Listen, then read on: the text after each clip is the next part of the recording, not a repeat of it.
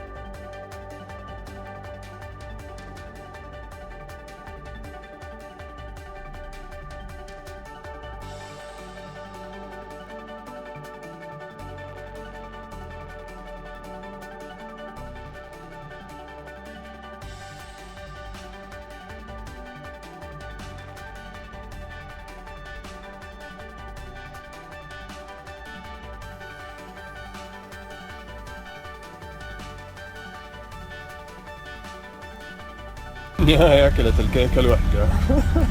عشان الدايت، ما قلت لكم أنا ماسك دايت؟ شفتوا لأي درجة؟ كيف لما نمسك دايت مريم؟ خلاص. طيب عيد ميلادك يعني بس شوي، هذه بس. خلاص أنت أكلتي كأني أنا أكلت. هلا حبايبي، شلونكم؟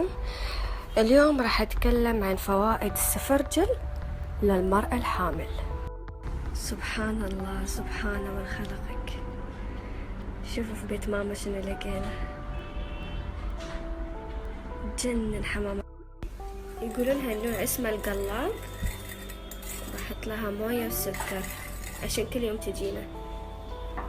بسم الله. في واحدة دقت على الصالون عبير ياسين من بعد ما أنا سويت فيشل، صحيح؟ أكيد.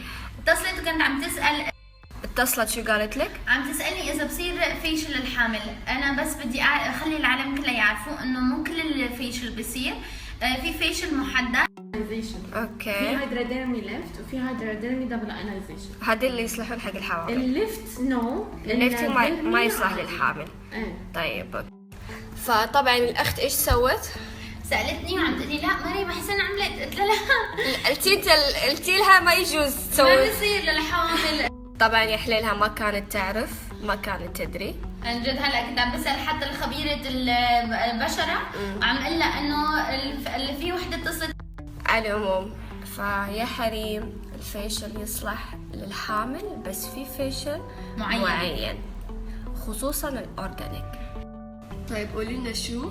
في برودكت معينين وفي ماشينز معينين نقدر نستخدمهم للحامل حتى بالاشهر الاولى اتس سيف، بس حسب الكونسلتيشن. انا صراحه ما انصح فيشل 3 اشهر الاولى، لا مساج ولا فيشل ولا اي شيء. 3 اشهر الاولى ابتعدوا عن كل شيء لين ما الو هلا والله ميك سبيكر. حياتي يا بقى بعد قلبي فديته البحرين انا. يا حبيبي بديت جنبك انا، ثم تريد بالسلامة. يا رب.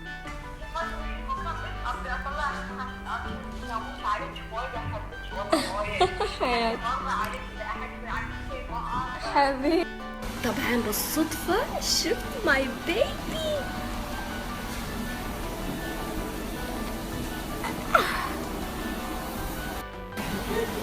هلو واخيرا. الو هلا حبيبتي، تمام؟ هيا حياتي، شو اخباركم؟ حياتي الله يسلمك الغالية. هلا حبايبي، في بس ودي اقول لكم شغلة ام اللهجة. هلا حبايبي، طبعا في فيديو هذا الحين على السوشيال ميديا نازله وانا قاعده امزح مع صحفي واقول انه انا حامل ب10 اشهر، انه عندي توأم، عندي 3، عندي 5. انا السالفه ما فيها اني متى راح اقول if I have a girl if I have a boy. اليوم ان شاء الله راح اسوي فيه بيبي شاور، وقريبا راح تشوفون احلى بيبي شاور فور.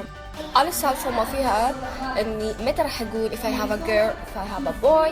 اليوم ان شاء الله راح اسوي فيه بيبي شاور، وقريبا راح تشوفون احلى بيبي شاور فور. فأسب شيء هو لما كان يسألني أنا ما أبي أقول صراحة شنو عندي، يعني قلت خلنا نسوي مسابقة على الموضوع شنو عندي. وطبعا يعني فريد كاربت أنا صراحة توترت وبلشت أعطيهم أسئلة أجوبة ما لها داعي، أسئلة ما لها داعي.